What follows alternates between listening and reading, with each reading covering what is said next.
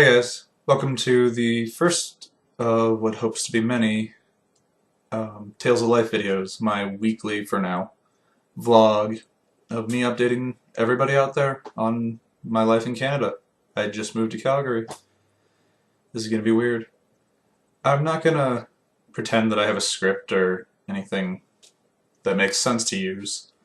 This is going to be stream of consciousness. I might write down some bullet points, things like that, but I may ramble, I may deviate. I will hopefully edit out ums and pauses that are significant, like that one that I'm not going to edit out because I'm lazy.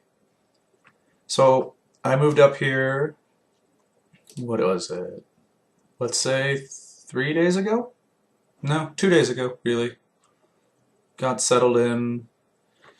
I've unpacked almost everything. There's a box of books off to my side that nobody can see. I'm making gestures with my hands and nobody can see them because they're below the camera. I moved up here, moved in with a friend. Really great place. I'm within 5 minutes walking of a bookstore. Yay.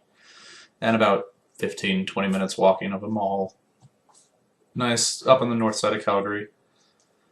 Let's just talk about what happens and how weird it is to go from living at home with your parents to being on your own, but not on your own in a city you know, on your own 14 hours away from just about everybody you know and your family and friends. Thankfully I moved in with a friend, so I don't have to worry about that. Kind of. But hopefully I'll have some good stories about meeting people and, things like that coming up in the next few days. But for now, my initial impressions of the first 3 days. First of all, I worked 40 hours a week over the summer and I was exhausted. Now I really want to get another job. Something changed in how that happened, that now I know I need jobs and I need work, which is awesome. But also, what the hell do adults do? Like, I'm on meetup.com. I'm going to start doing things like that. But what do you do? How do you meet people if it's not through work, or if you don't have any friends in the city, or you're not going to school, which is what just about everybody I know is doing right now. And, they're like, it's easy, go to a party. How do you do that when you're not on university campus or anything? That's really been the big takeaway of the last few days. That and that moment of saying goodbye to your parents is way harder even when your mom's a pain in the ass and you fight with her more often than not. It's still so hard to say goodbye to them and be realizing that you're on your own in what amounts to a foreign country, although it's Canada, not anything significantly different, and a city way away from everybody else. I was smart. I planned ahead a little bit, so my bank account, my cell phone, we're gonna fix the internet that's here. All of that I knew ahead of time coming into the whole thing. But it's still one of those things. And just been talking to my friends, and when I've been talking to them, trying to explain how weird it is to move, and unfortunately the only analogy I can put to make it realize is you move to Canada, which is what I did. But putting yourself in a foreign country where you don't know anybody, in a city where you don't know anything, in a city I've never been to, real crazy. I'm very happy I've been going to Vancouver on and off on my own, as well as going to Canada with my family.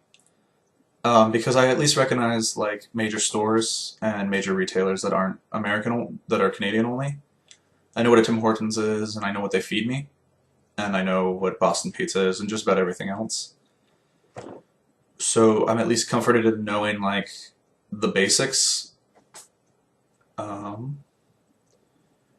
think we're gonna stop it there. This is, 3 days in, first impressions of how it is. It's really awesome. I can stay up till 2 a.m., not get yelled at. Wake up at noon right now because I don't have work, although I've never actually woken up at noon yet. But sleep until 2 a.m., or stay up till 2 a.m., playing games, doing things. and not get yelled at. Having to cook for yourself isn't terrible for me, because my mom always made us cook and I'm familiar with cooking, but it's still annoying when you got used to eating your mom's food or eating, food that was always there. Thankfully, both me and my roommate are fairly comfortable cooking all sorts of things with recipe, without recipe. So I'm not really worried about it. Should probably be making stir fry right now anyway. So, I mean, that's that. That's my first impression. Um,